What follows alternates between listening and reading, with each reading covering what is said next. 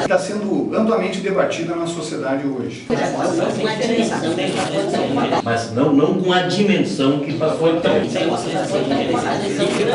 Estava falando de descriminalização ou legalização? Metade da população de Santa Maria não completou 8 anos de escola. Onde está incluído educação, segurança. É esse gancho que eu quero pegar. Por favor, professor. Aqui já está. Muito obrigado. A gente combinou antes. Né? Olá, amigos. Estamos iniciando mais uma edição do programa Santa Maria Frente a Frente, que tem o apoio cultural de Unimed Santa Maria, cuidar de você. Esse é o plano. Pampeiro, família feliz, portalbay.com.br, opinião livre é aqui e Assembleia Legislativa do Rio Grande do Sul. O nosso e-mail para contato dos amigos telespectadores é frente@santamaria.tv.br. E os nossos programas, na sua forma inédita, vão ao ar aos sábados às 21h30 e posteriormente a reprises aos domingos às 23 horas e ao longo da semana em horários alternativos. Nós também podemos ser assistidos, não apenas o Santa Maria Frente a Frente, mas toda a programação da TV Santa Maria, pelo site santamaria.tv.br. Para fazer o programa de hoje, esse trio parada dura aqui, né? Brilhante, competente, bonito, simpático, só gente inteligente, começando pelo Marcinho, à minha esquerda aqui no estúdio, Márcio de Souza Bernardes, nosso parceiro frequente, advogado, professor universitário, doutorando em Direito, poeta, cantor, enfim. É o cara. É o cara. Amigo, né? Do Candinho, dizer isso.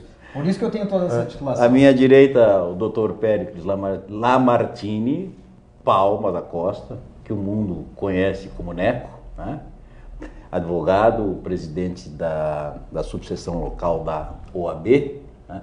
Também tem sido nosso parceiro com bastante frequência aqui, para a nossa alegria, tem trazido a sua contribuição sempre brilhante, sempre oportuna. Muito obrigado pela acolhida.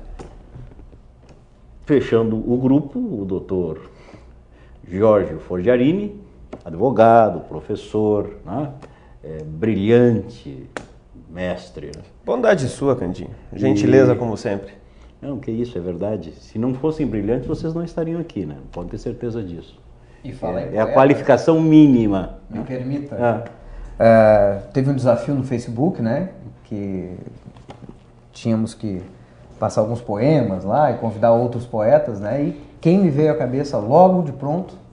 Antônio Cândido. Tive que convidá-lo, desafiá-lo a mostrar os seus poemas, né? Porque nós conhecemos o perfil do escritor de crônicas, de contos e até romances do Candinho, né? Mas como todo bom escritor, ele certamente tinha alguns bons poemas na manga. E o Candinho fez bonito no Facebook, né? Com o hall de poemas que nos presenteou. Então, um grande poeta, Antônio Cândido. Eu estou meio afastado da poesia, né? Não que a poesia tenha se afastado de mim, eu que de alguma forma me afastei dela. Aliás, é incrível como a sociedade, eu acho, está um pouco afastada desse tipo de arte. Talvez tenha se criado num dado momento histórico recente aquela ideia de que a poesia, a música, o verso é algo meio delicado demais, digamos assim, para a maioria. Então cria-se um certo ranço. Eu não sei, eu pelo menos tenho essa impressão. Eu acho que sim, mas eu acho que sempre existiu. Justamente por uma coisa que a gente combate sempre, inclusive nas letras ou em qualquer outro tipo de arte, que é a falta de sensibilidade. É verdade. Acho que é por isso. A arte tem que, evidentemente, independentemente do que cada um de nós pensamos em relação a um conceito formal, aquilo que bate na gente, né, que nos emociona, e com a poesia não é diferente, né? Com a poesia não é diferente. E eu acho assim que com essa correria, com essa pressa, com a mercantilização da vida, as coisas ficam um pouco ainda mais complicadas, né? Menos sensíveis. E as pessoas ficam menos dispostas à contemplação, né? E sem isso, evidentemente, porque a poesia está na vida, está no dia a dia, está nas coisas simples da vida, né? Diria o Mar Quintana, né? Fez toda a poesia dele calcada no prosaico, no comum, né? Nos colocando um outro olhar, que é isso que falta, um outro olhar sobre as coisas. Olhar da alteridade. Né? E a linguagem das pessoas, a velocidade que ela é. Pois é. Hoje eu penso o seguinte, que o cérebro ele pode ser condicionado por todas as circunstâncias. E hoje a capacidade de atenção das pessoas, o setor do cérebro responsável por isso, ele está condicionado à rapidez, aos 30 segundos da mensagem, e não à reflexão, é a absorção. E a poesia, como uma crônica, ou mesmo como um bom romance, aliás, os romances hoje, os best-sellers, eles possuem uma linguagem mais objetiva, como se a reflexão e como se a vida fosse objetiva, e não é. Então, o exercício do pensar, o exercício de refletir, ver as cores da vida com a tonalidade da poesia, é algo inimaginável ou minimamente considerado chato. Por isso que somos resistentes, e eu costumo dizer, a arte salva. A arte salva. E é revolucionária. Necessariamente, os artistas precisam ser de alguma forma revolucionários, precisam de alguma forma se colocarem, digamos, na contramão da mesmice, né? Mudar a perspectiva de perceber as coisas. Exatamente. A percepção da realidade é a de cada um. A do artista sempre foi mais, eu posso dizer o óbvio aqui, mais lírica. Sempre foi mais bela ou por vezes até mais trágica, mais intensa, mais contundente, vamos assim dizer. Mas é necessário esse outro prisma, para a gente não imaginar que as coisas têm só uma perspectiva, só um lado, só uma tonalidade, só um som.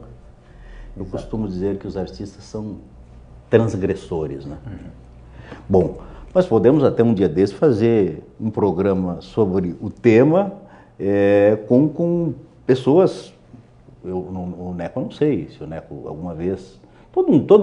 Todos nós, num determinado momento da vida, fomos poetas, né?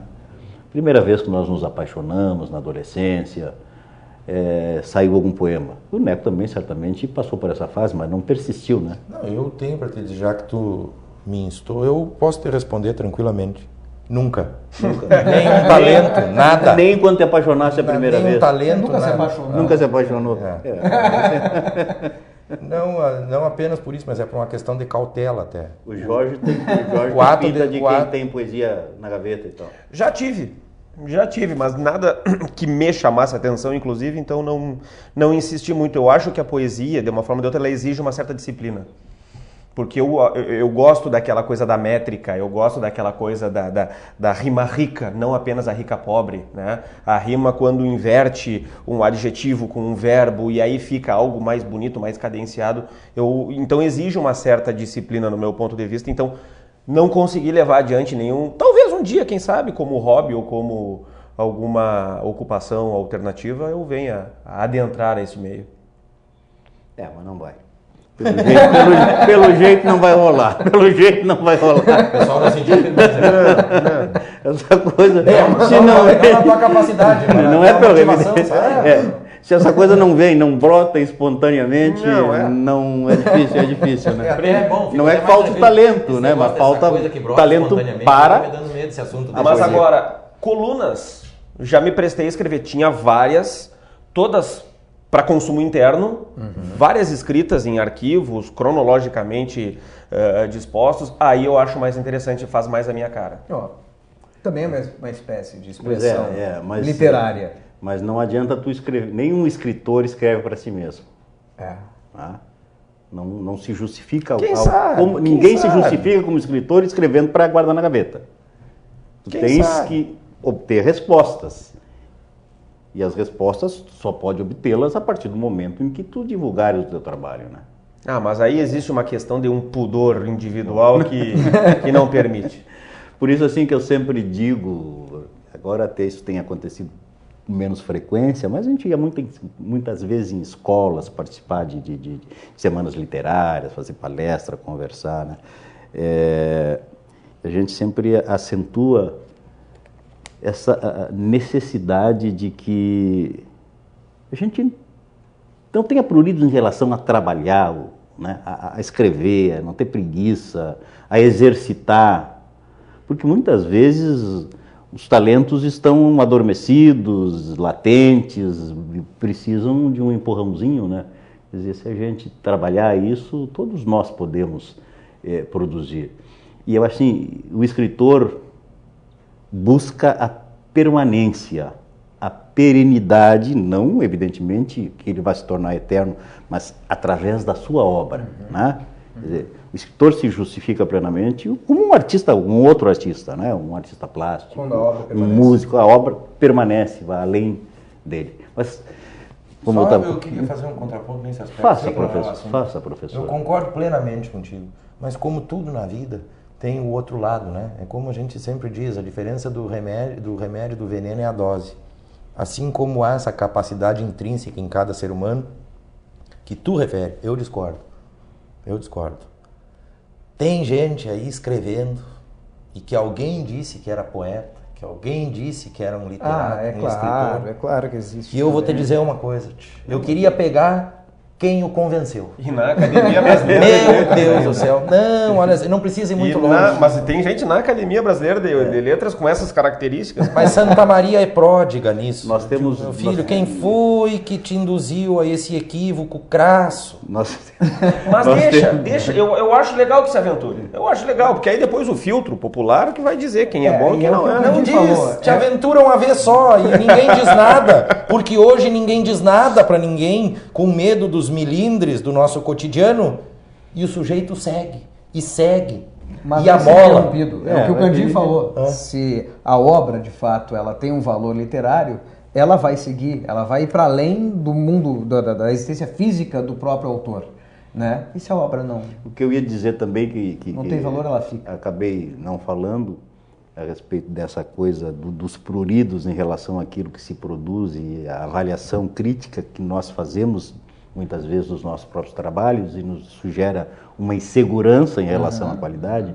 Sempre aconselho, achas que tem talento, achas que gostas de escrever e pode escrever, começa a participar de concursos literários. Né?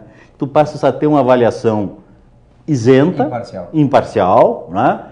De pessoas que tu não sabe nem quem são, né? Assim como quem compõe bancas julgadoras de concursos literários não tem a menor ideia de quem sejam os candidatos, né?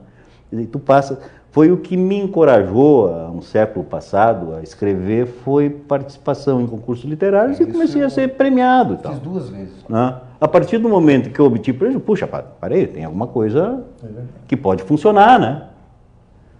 Pode funcionar. Eu participo de um concurso literário em que, por exemplo, tinha Luiz Antônio de Assis Brasil na comissão julgadora. E, pô, o cara escolhe um trabalho meu, tem algum fundamento há de ter naquilo que eu escrevo, né? E aí tu começa... Sem saber que era... Não, sim, evidente, né? Nem sabia quem era, né? Mas, na realidade, o que nós havíamos nos proposto a conversar hoje é de alguma forma dar sequência àquilo que nós debatemos no programa passado, não evidentemente com o mesmo enfoque, que é essa questão, digamos assim, vamos chamar do ponto de vista macro da política em relação àquilo que acontece no país hoje, né? Ainda se discute, há grupos que sustentam isso, há já novas manifestações marcadas, agendadas para o mês de abril, algumas de apoio à Presidente da República, outras que entendem de maneira contrária, que acham que ela essas manifestações não apenas são contra ela, como há quem entenda que ela deva ser afastada da Presidência da República através de um processo de impeachment. Eu acho que no programa passado, até incidentalmente, eu acho que nós chegamos a tocar na questão do impeachment, mas não com muita profundidade. E é um aspecto que me parece assim relevante, interessante, porque conquanto seja um processo político, precisa de uma base jurídica mínima para ser instaurado, né? E como vocês são craques, eu gostaria de ouvi-los. Vamos começar por aí, quem sabe. Já está, não sei, quase encerrando o primeiro bloco, mas de qualquer maneira a gente pelo menos pode fazer uma introdução desse tema. Marcinho, tu queres começar? Claro, pode ser. Eis aí, talvez, uma temática em que falta lirismo, né? Voltando um pouquinho ao assunto que nós trabalhamos. E falta o exercício de uma visão diferente daquilo que sempre se fez. Que tal o raciocínio? Um raciocínio, pelo menos o raciocínio, para verificar as questões. Eu tenho visto, e inclusive debati num programa na TV Unifra sobre o tema impeachment, tenho visto muita gente aí nas redes sociais e nas passeatas que a gente tem vivenciado, analisado, esse pedido. De forma totalmente inconsequente no meu ponto de vista, mas aí eu vou explicar as razões disso. Todo mundo pode pedir para que um presidente saia enquanto manifestação política. Isso é legítimo, isso é saudável. Sagrado. Né? Vamos lá, vamos pedir. Agora, outra coisa é romper com as garantias do Estado Democrático de Direito. E eu coloco o democrático aqui, efetivamente em letras garrafais e grifado, né? Romper com instituições democráticas. E não estou falando nem no pedido de intervenção militar.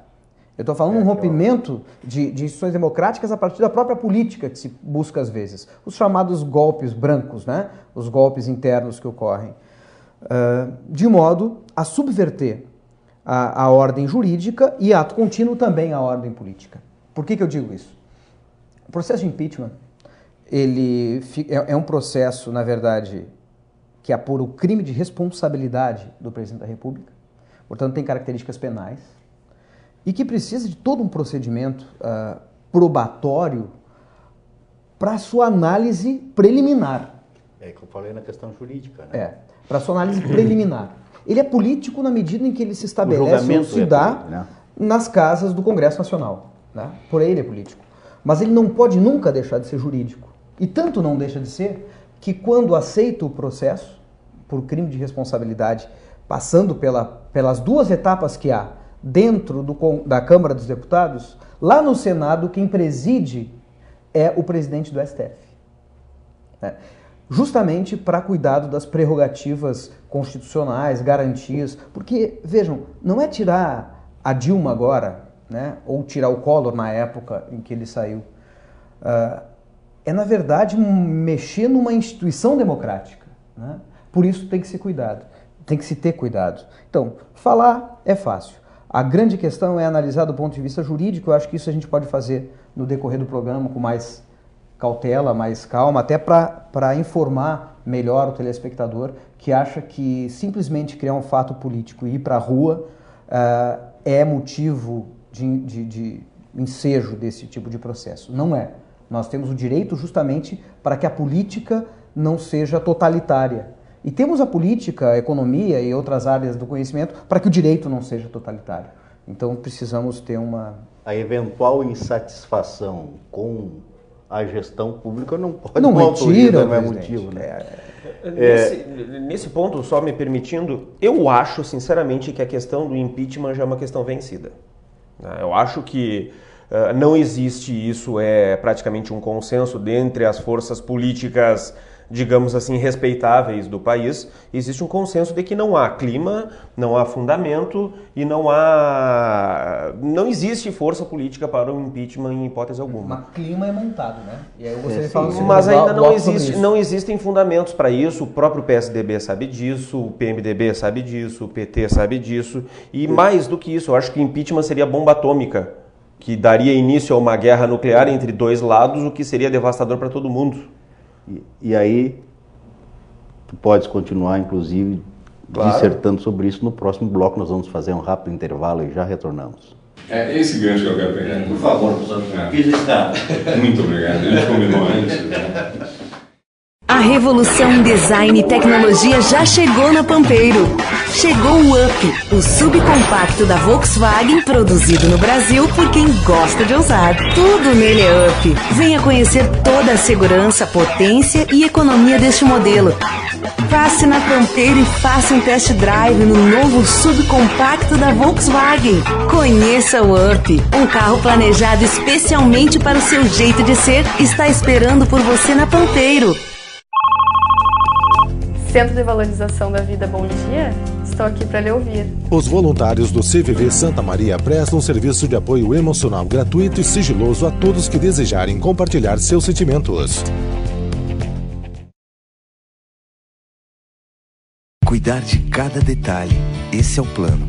Transformar um sonho distante em seu próximo destino, esse é o plano.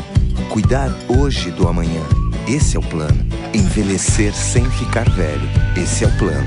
Conseguir almoçar em casa, esse é o plano. A Unimed sabe que seus planos são importantes para a sua vida e se cuidar é a maneira de você realizar cada um deles. Cuidar de você, esse é o plano. Unimed. Por favor, professor, aqui já está. Muito obrigado, a gente combinou antes. Né? Estamos de volta com o programa Santa Maria Frente a Frente, que tem a parceria indispensável, o apoio cultural de Unimed Santa Maria, cuidar de você, esse é o plano. Pampeiro, família feliz, portalbay.com.br, opinião livre é aqui. E Assembleia Legislativa do Rio Grande do Sul. Repetindo, o nosso e-mail para contato dos amigos telespectadores é frente@santamaria.tv.br. E que o nosso programa, na sua forma inédita, é veiculado, vai ao ar aos sábados às 21h30, com posteriores reprises aos domingos às 23 horas e ao longo da semana em horários alternativos. Finalmente, antes de retomarmos o nosso debate, não é demasia relembrar também que nós, a TV Santa Maria, que é o seu canal comunitário, a sua TV comunitária, que além do canal 19 da NET, assistido por um grande contingente de telespectadores, pode também ser assistida pelo site santamaria.tv.br. Bom, nós iniciamos a conversar no final do bloco anterior sobre a questão que envolve as discussões que ainda rolam, especialmente nas redes sociais, a despeito do entendimento do Dr. Jorge de que não há clima para isso, que não, parece ele acha que entende que não que seria matéria vencida, inclusive disse que podíamos encerrar o programa, né? Estamos aqui falando de alguma... Voltemos à poesia. Vamos voltar à poesia. O tema eu acho que ele é bem mais profundo do que isso. Eu acho sim que o impeachment é uma matéria vencida. Eu até não gosto mais nem de mencionar a respeito, porque é como ficar debatendo a proclamação da República. Né? É algo que para mim é pacífico. Olha, não é república, não tem como voltar ao império, muito embora exista um movimento pela causa pró-monarquia, né? Que eu vejo inclusive com um certo deboche, mas tudo bem. Mas há site, né? É site. Agora, a gente precisa dar risada. Justo. Agora, o que eu quero mencionar, inclusive, foi uma pauta que foi mencionada no programa anterior, que diz respeito à existência de uma suposta, e eu vou explicar depois a expressão suposta que eu uso, de uma suposta crise moral que se abate sobre a sociedade brasileira ultimamente. Por que suposta? Porque essa semana tem sido uma semana pessoalmente complicada, não que tenha havido problemas, mas é uma semana atribulada, e eu tenho tido muito mais dúvidas do que respostas. Aliás, eu acho que eu vim aqui para o programa mais para trazer dúvida do que para fazer afirmações. E eu tenho uma dúvida com relação a essa afirmação de que nós estamos numa crise moral. Talvez sim, talvez estejamos. Talvez estejamos fruto de um esmaecimento do nosso sistema educacional, fruto do nosso total despreparo intelectual, talvez, não sei. Agora, eu fico pensando se isso, na verdade, não é uma explosão de algo que estava represado ou que estava encoberto durante décadas e décadas e décadas, que está vindo à tona agora. Assertiva B, o e nós estamos reconhecendo e estamos fazendo, digamos assim, uma autópsia ou uma autopsia, como queiram, de todas as vísceras que antes estavam devidamente guardadas, né? Quem sabe agora nós estejamos analisando o nosso âmago, quem sabe nós estejamos analisando o nosso interior, o nosso inconsciente, e começando a botar a mão na cabeça e vendo, poxa vida, quantas coisas acontecem erradas. Eu vejo, por exemplo, e isso é todo santo dia, eu vejo pessoas indo pegar os seus pais nas escolas, os pais pegando os filhos nas escolas, desculpa, é o cansaço. Pegar os filhos nas escolas, parando em sinal vermelho, parando em faixa de segurança, ultrapassando o sinal vermelho, parando em local proibido. E isso passa uma mensagem para a criança no sentido de que tu não precisa respeitar desde que tu tenha um motivo justificável para isso. Ou seja, o motivo justificável é sempre um motivo subjetivo. Nós estamos começando a analisar isso, coisa que antigamente não se fazia. Com o devido respeito, não se fazia isso até algum tempo atrás.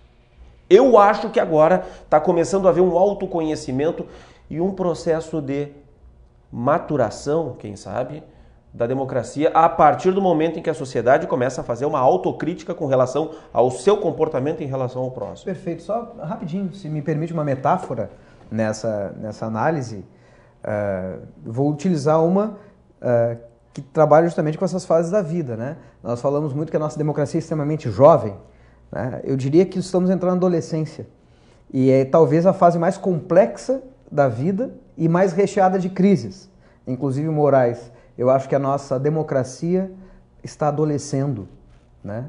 E por isso talvez esteja vivendo tudo isso que tu está adolescendo e isso também se manifesta por uma circunstância que é bem típica da adolescência, que é querer todas as liberdades típicas da idade adulta e também todas as proteções típicas da infância. O que nós temos? Nós temos uma sociedade que quer fumar maconha, que quer dirigir alcoolizado, que quer isso, e ao mesmo tempo quer um sistema de saúde integral, quer uma escola em tempo integral. As duas coisas, elas são impraticáveis, no meu ponto de vista. No meu ponto de vista, se tu tens um Estado paternalista, tu tens que dar ao Estado o poder dele intervir nas tuas liberdades de uma maneira ou de outra. A gente vai ter que coadunar isso. Até que ponto a gente quer a proteção do Estado, até que ponto a gente quer a liberdade para tocar nossas próprias vidas. Eu tô na fase anarquista da adolescência, acho que tem que acabar com o Estado. Pois bem, mas aí os benefícios que o Estado nos traz, o que eu quero dizer, eu não quero ser radical nem de um lado nem de outro, só que a gente tem que começar a botar a mão na cabeça e pensar que, bom, se o Estado vai nos dar saúde, o Estado tem o direito de dizer o que eu vou consumir. E aí por diante. E aí a gente vai entendendo qual o caminho que a gente quer, ou seja, nós temos que amadurecer a nossa ideia de Estado, a nossa ideia de sociedade e assim por diante. Eu queria convidar o Neco a participar do debate conosco. Ficaríamos muito felizes, né, com a tua participação, que certamente haverá de ser lúcida e esclarecedora, como só é acontecer, né? Muito obrigado. Eu quero te dizer que, refletindo a respeito do que os meus dois colegas aqui falaram, eu sou obrigado, não por imparcialidade, nem por comodismo, a concordar com os dois. Os requisitos legais que eu penso cumulativos, não alternativos com relação ao Instituto do Impeachment, não estão presentes. E o que eu vou dizer aqui agora pode até causar alguma esquivança ou espanto, sobremaneira o que nós chamamos de comoção social ou clamor público.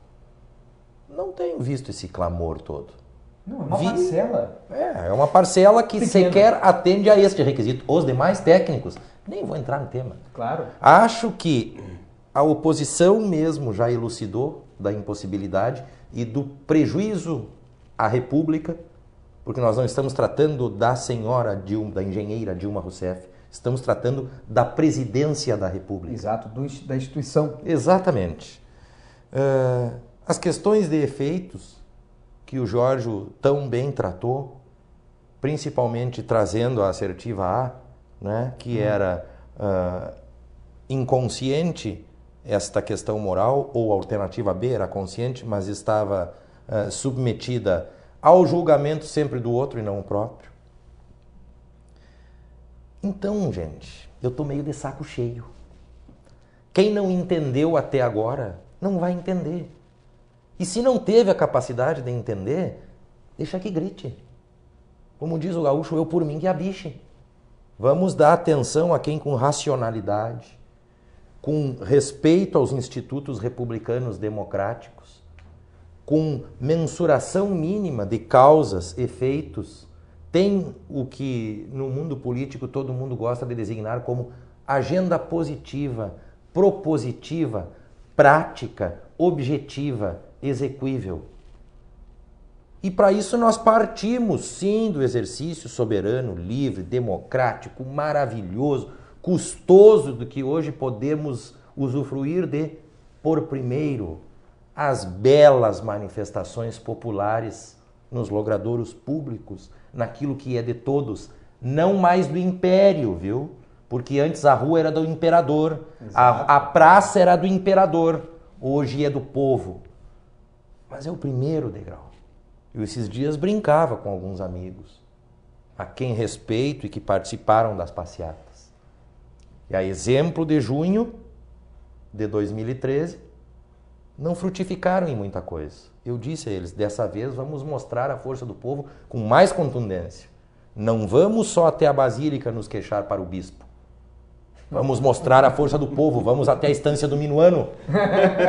E se não adianta nada, vamos até São Cepé. E assim adiante. Mas para além disso, tudo o que está acontecendo, especificamente, pontualmente, que vem evoluindo ou não, as pessoas não sabem, esta reforma política que a todo momento está sendo objeto de votação em uma comissão ou outra do Senado Federal, a propósito do que aconteceu na semana passada com relação às coligações nas eleições proporcionais. 99% de quem caminhou não sabe o seu resultado. Os projetos de reforma política que estão sendo defendidos pelo PT, pelo PMDB, o fato de o PSDB legitimamente não querer falar em reforma política neste momento, 99% das pessoas que caminharam não sabem disso.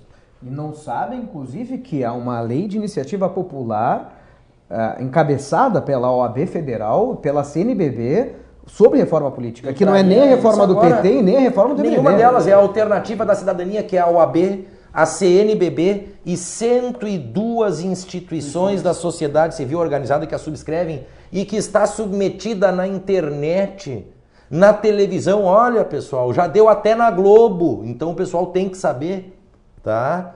Tem que ler.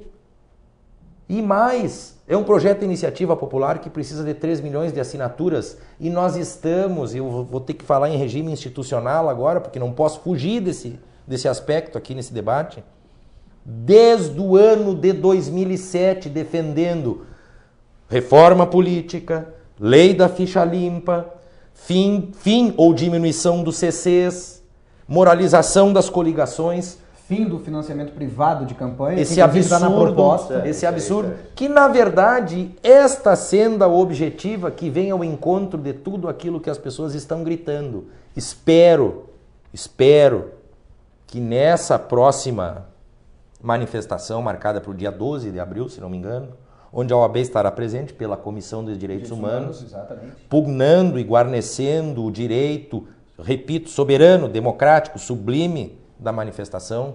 Não necessariamente apoiando o conteúdo, mas não, apoiando a favor da cidadania, a favor da cidadania.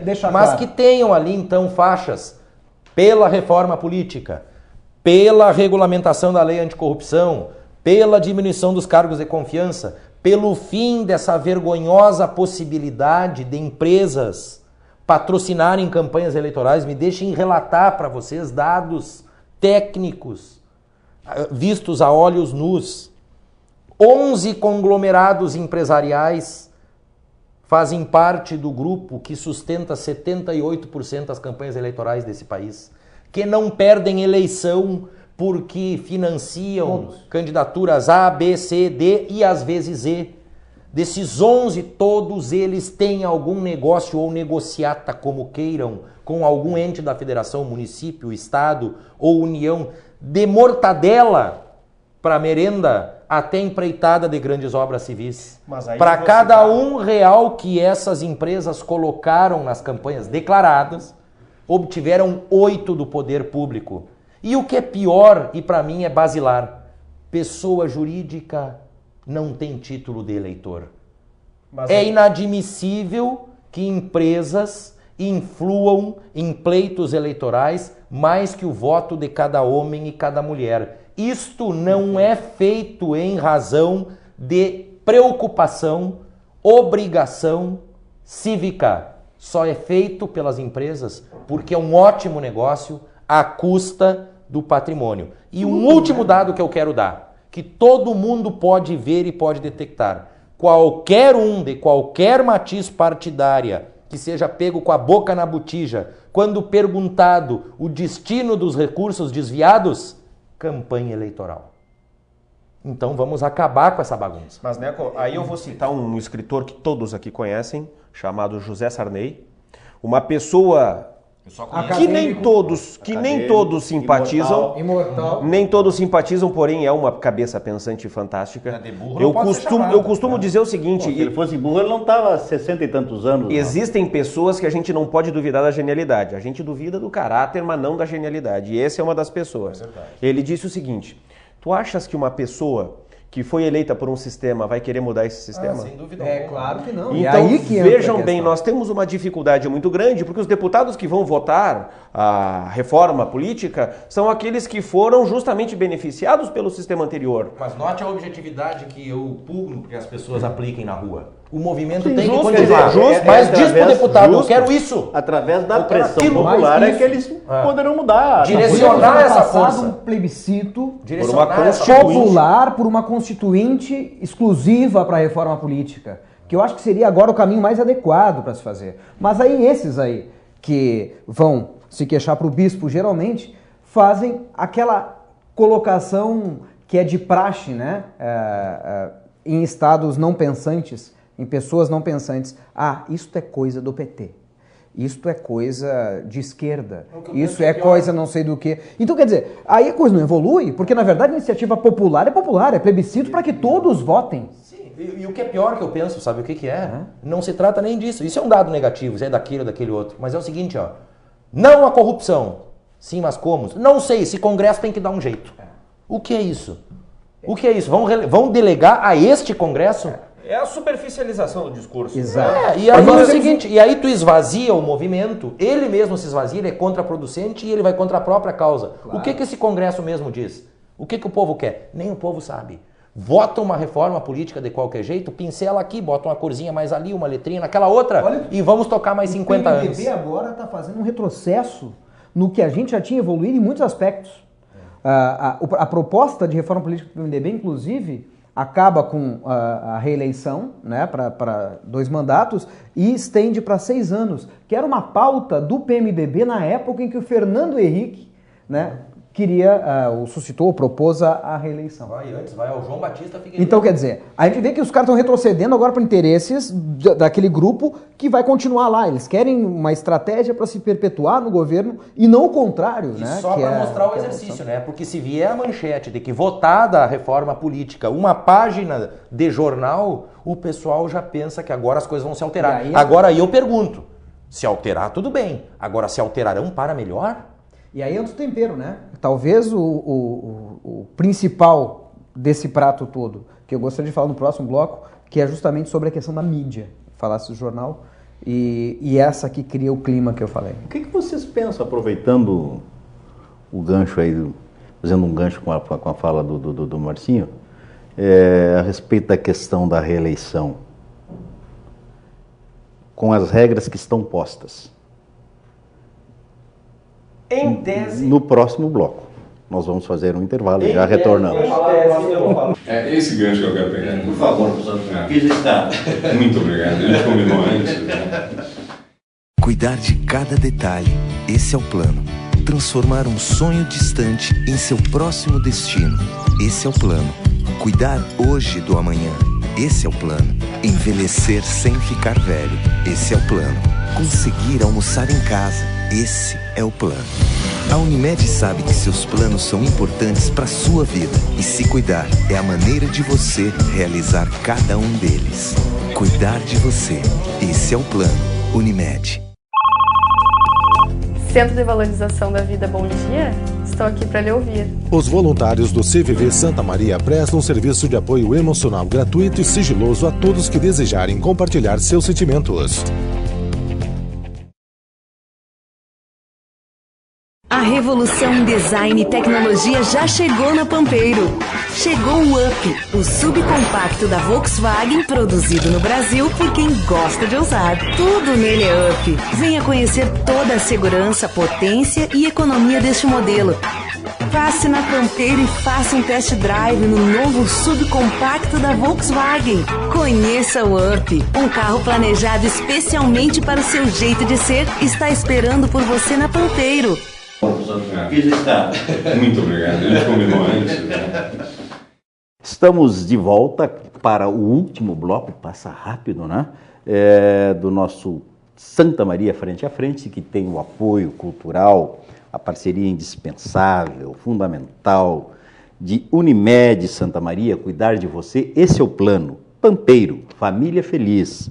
Portalbay.com.br, opinião livre é aqui. E Assembleia Legislativa do Rio Grande do Sul.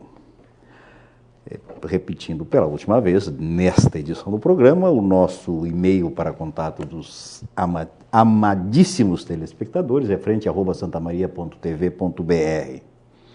E, repetindo também pela última vez, que o nosso programa, na sua conformação, na sua forma inédita, vai ao ar aos sábados às 21h30 e posteriormente há reprises aos domingos às 23h e ao longo da semana em horários alternativos.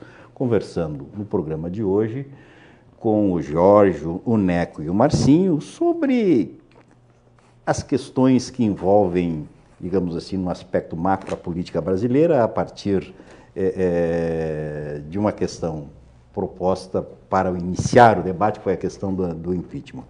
No final do bloco, a partir de uma manifestação do Marcinho, eu propus que os nossos distintos debatedores se manifestassem sobre o que pensam relativamente à questão da reeleição. Topam? Eu não topo, eu não sei. Bom, vou ser bem sincero, como eu ia falando antes de ser violenta e arbitrariamente interrompido pelo nosso âncora, brincadeira. Como é da minha característica? Brincadeira, né? não. Você é um déspota. É um déspota. Esclarecido. Vamos pedir o impeachment dele. É quase um Marquês de Pombal, digamos assim. Eu não tenho contrariedade em tese contra a ideia de reeleição, exceto quanto à maneira como foi instaurado no Brasil, né, a partir de um oportunismo muito grande lá nos anos 90, alguma coisa assim. A partir de um escândalo de compra de votos também, de mensalão que nós Exato. tivemos. Exato, mas em princípio é uma ideia que até me agrada, a ideia da reeleição, sendo 4 anos um primeiro mandato acho suficiente, depois mais 4 anos eu acho que seria uma boa. O que me preocupa é justamente essa junção desses dois fatores, que é reeleição e financiamento privado de campanha. Por quê? Porque aquele governante, aquele ocupante de cargo no Poder Executivo, ele tem uma ingerência, uma influência muito grande sobre a iniciativa privada, de uma forma ou de outra. Portanto, ele tem uma capacidade muito grande de arrecadar recursos para a sua campanha eleitoral. Esses 11 conglomerados que havíamos referido. Justamente.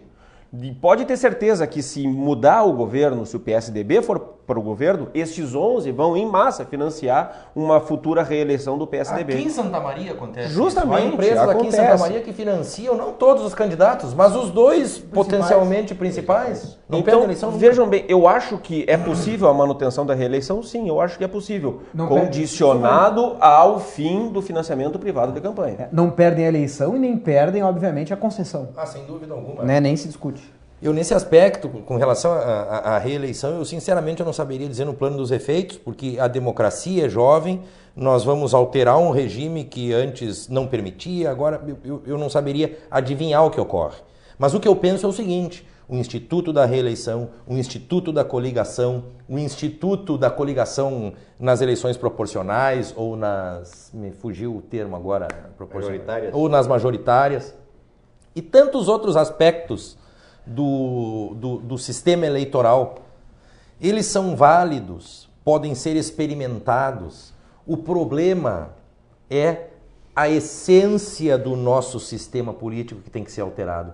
Porque qualquer que seja o instituto contemplado ou defenestrado, com as possibilidades e com este sistema de hoje em que o cidadão sequer sabe em quem está votando, ou melhor dizendo, sequer sabe quem está elegendo, como acontece nas eleições proporcionais, ele vai ser como tudo no Brasil. Vai ser dilacerado.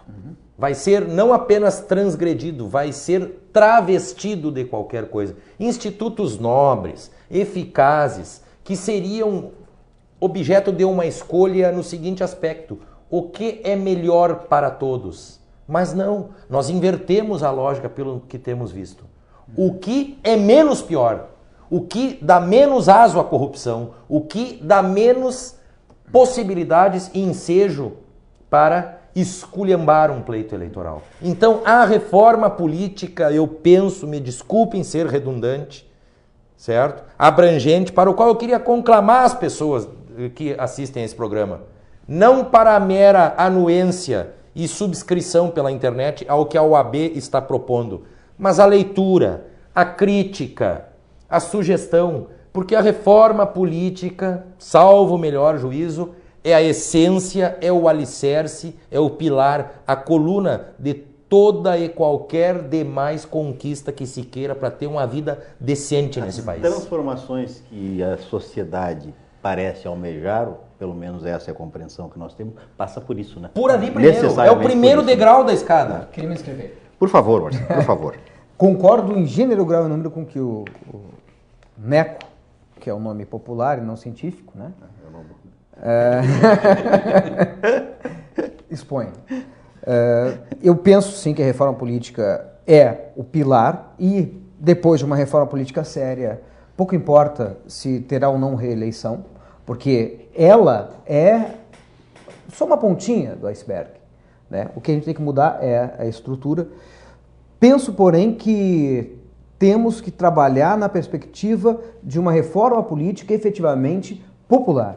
É o que o Jorge falava antes. Não tem como crer que um Congresso que hoje se beneficia do atual sistema vá romper com esse próprio sistema, salvo um ou outro que estão lá como batalhadores, né?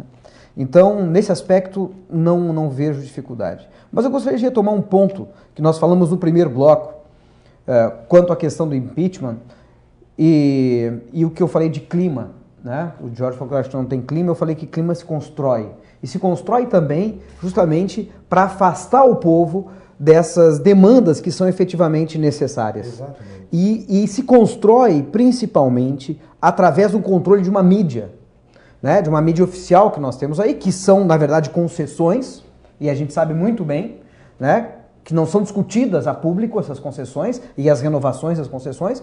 Eu estou falando dos grandes canais de TV, das grandes revistas e dos grandes jornais. Históricos. Que, na verdade, estão na mão de 7 famílias brasileiras, né? E eles que conduzem a política e a informação da maior parte da população.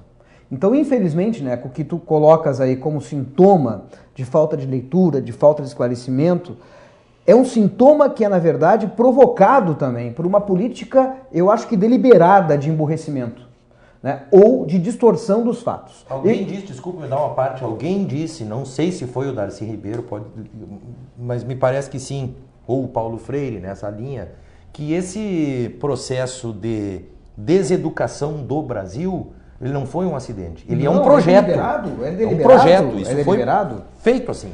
Bom, basta ver um canal mais assistido e aberto que nós temos aí no Brasil, que é a Rede Globo, o programa de imbecilização cotidiana que nós temos, né? Muito eficaz, diga-se de passagem. Extremamente. E aí, subliminarmente, vão passando aquelas mensagens nos jornais, né, com uma aparência de sério. Mas não sei se vocês analisaram, isso independente de partido político ou de... Eu não tenho nenhuma afiliação partidária, né? Mas analisaram os últimos grandes jornais, eu me dei o trabalho de fazer isso, depois que saiu a lista daqueles que estavam envolvidos no escândalo da Lava Jato. Pareceu que o âncora da Globo no Jornal Nacional, no dia que saiu a lista, né, lá do Ministério Público, estava meio constrangido em falar os partidos e o número de pessoas envolvidas em cada um deles. Mas se criou um clima de ódio ao PT, mas independente de que seja, fosse o PSDB no poder, se criou um clima como se fosse uma caça às bruxas medieval, né, de tudo que vem do partido não presta, ou ele é o pilar da corrupção, né? Bueno, e esse clima não se afastou depois da leitura que demonstrou que 4 ou 5 pessoas não tão expressivas, salvo um deles, do PT estavam envolvidos, né? Mas ninguém falou dos nomes ou reiterou os nomes dos membros do PP, dos membros do PMDB, dos membros do PSDB e de outros partidos que também estão envolvidos. E de lá para cá, podem ver que a chamada dos noticiários, quando ocorre, nos jornais escritos ou televisionados, é sempre assim. Quando apresentaram a denúncia agora, denunciado o tesoureiro do PT, o nome do fulano, né, o Vacari, e mais 27 pessoas. Bueno, dentro dessas 27 pessoas tem 10 ou 12 de um partido que está envolvido em corrupção. em várias esferas, e aqui no Rio Grande do Sul especialmente, em muitas coisas, como é o caso do PP. Mas não fala. Então, o imaginário dessa pessoa que não lê, que é bombardeada por Big Brother Brasil e novelas imbecilizantes todo o tempo, quando ouve isso, é o PT. Por quê? Esse aparato, esse instrumento, na verdade, ideológico que nós temos, que é a mídia, conduz exatamente as pessoas. Então elas não são tão livres assim, não. É que é uma barbada enganar essa gente, Marcinho. Agora, esse é o grande problema. Me permitam fazer uma confissão meio desabafo? Faça. Na parte da manhã, quando eu me acordo, eu tinha o hábito de assistir o jornal Bom Dia Brasil. Hoje em dia, eu coloco no canal lá da Universal Channel, que tem uma propaganda de Zumba Fitness, que pelo menos eu fico ouvindo uma música lá enquanto eu tomo banho. É porque eu acordo mal-humorado. Porque eu acordo mal-humorado. O que eu vejo? Ah, um acidente matou 2 pessoas. E aí vai aquela pessoa lá com uma voz impositiva dizendo que barbaridade. E aí depois o cara que deu um golpe na velhinha de R$120, eu não sei o quê. E é só aquilo, é só aquilo.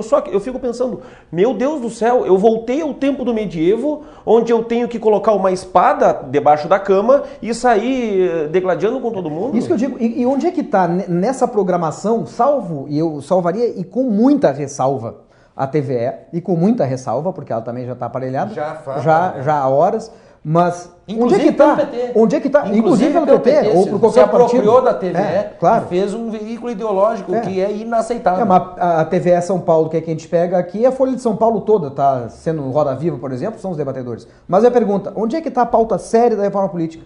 Onde é que estava a chamada para um plebiscito popular? Não estava, isso simplesmente foi encoberto. Né? E agora, onde é que está a busca séria, já que querem tanto acabar com a corrupção, do escândalo do HSBC, em que essas mesmas instituições, concessionárias públicas, têm contas na Suíça e milionárias não declarando impostos de renda aqui no país. Então, quer dizer, essas questões são bem complicadas nesse período que nós estamos vivendo. E o Revide, certo?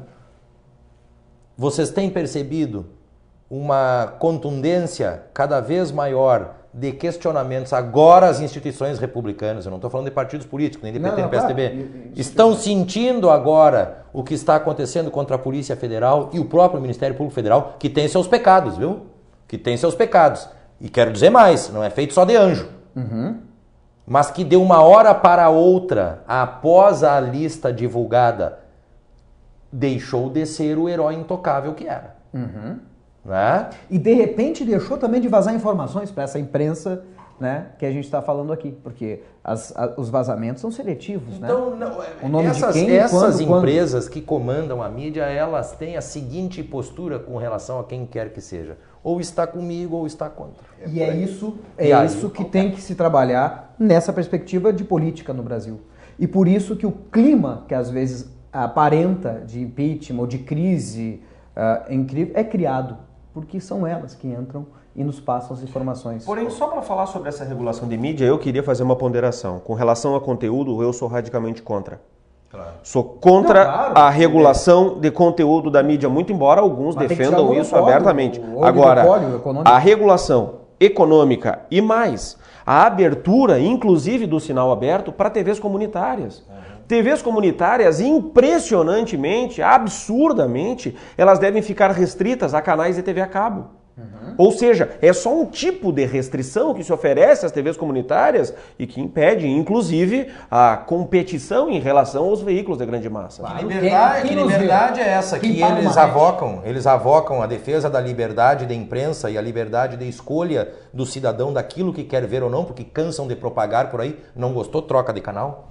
Né? Que liberdade é essa que ceifa de minha possibilidade de na TV aberta assistir a TV Santa Maria? Exato. E aqui um canal comunitário nós temos a liberdade de falar exatamente sobre isso. E demonstrar efetivamente. E é uma das características, aliás, mais marcantes do nosso programa é essa coisa de a gente não ter problema nenhum para abordar essas questões que envolvem, né, a chamada grande imprensa especialmente, né? Salvo blindar o carro. Mas ainda em relação ao tema que falávamos antes, mais objetivamente, eu não sei se eu posso fazer uma espécie de síntese ou de resumo, mas de qualquer maneira parece-me que concordamos com essa necessidade de uma profunda reforma política, né? E alguns aspectos que me parecem assim, que precisam ser trabalhados, examinados. Foi falado na questão do fim do financiamento privado de campanhas, e se não do financiamento privado, pelo menos que se vede a possibilidade de que empresas, né? Mas eu sou favorável ao financiamento público das campanhas eleitorais, né? Eu acho, nós já falamos aqui, hoje acho que não, mas em outros programas, que a questão do voto distrital, ou pelo menos do voto distrital misto, né? Eu me acho interessante, me agrada essa ideia do distrital misto, até como uma fase, talvez uma etapa, de transição, para que se chegue adiante. Eu não gosto muito da ideia. Eu acho que tem que ser pensada, eu concordo, no sentido tem que ser pensada, tem que ser sopesada. Eu não tenho opinião formada a respeito disso, mas está na reforma política da ordem. A questão do fim das emendas parlamentares, eu acho que isso é um foco de safadeza inominável. Eu só queria fazer um adendo, porque eu acho que a questão do voto distrital é absolutamente profícua e eu acho que deve ser debatida. Eu sou contra, e vou dizer por quê. Tem um lado positivo, sim, que é a aproximação do candidato em relação ao seu eleitor, o barateamento da campanha, isso é muito importante, já que não precisa fazer grandes viagens, etc. Isso tudo realmente é positivo. Por outro lado, nós temos uma distorção do sistema eleitoral que é bastante significativa. Nós pegamos um partido, por exemplo, que é uma pequena minoria que eu digo 40%, certo? Só que é 40% dividido em todas as regiões. Se for um sistema distrital, que vai levar um voto majoritário, inclusive, para o parlamento, vai fazer com que esse partido, que tem 40% dos votos, fique sem nenhuma representação. Então nós teremos uma distorção gigantesca ao tornar majoritário o voto que hoje é proporcional.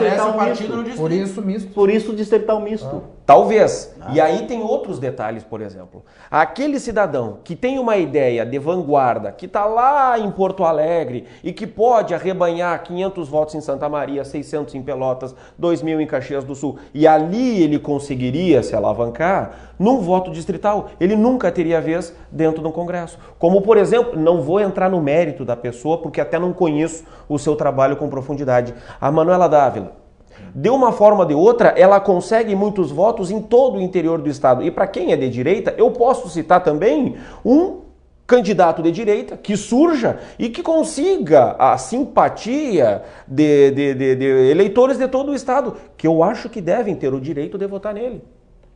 Portanto, eu acho que ainda o sistema proporcional ele é mais equilibrado. Infelizmente, não poderemos avançar na discussão, que poderia ter nascido a partir do contraponto feito pelo Dr. Forgerini, né? Precisamos encerrar o programa. Passou rápido. De novo, que fique consignado em apenas a terceira vez nesse programa, né? Eu me comprometo contigo de te cortar antes a palavra nos próximos programas, para que quando chegar no intervalo eu não precise cortá-la. Tá bom. Agradecer, Jorge, obrigado, querido, obrigado, Neco, obrigado Marcinho. Vocês, como sempre, estiveram ótimos. Tenho certeza que fizemos um bom programa e que os nossos amigos telespectadores gostarão. Obrigado ao Ademir pela competência técnica, ao Leandro, e um abraço especial e agradecido para os nossos queridos amigos telespectadores. Semana que vem a gente retorna com um novo Santa Maria Frente a Frente. Está sendo amplamente debatida na sociedade hoje. Mas não com a dimensão que foi tão... Estava falando de descriminalização ou legalização? Metade da população de Santa Maria não completou 8 anos de escola. Onde está incluído educação, segurança. É esse gancho que eu quero pegar. Por favor, professor. Fiz está. Muito obrigado. A gente combinou antes. Né?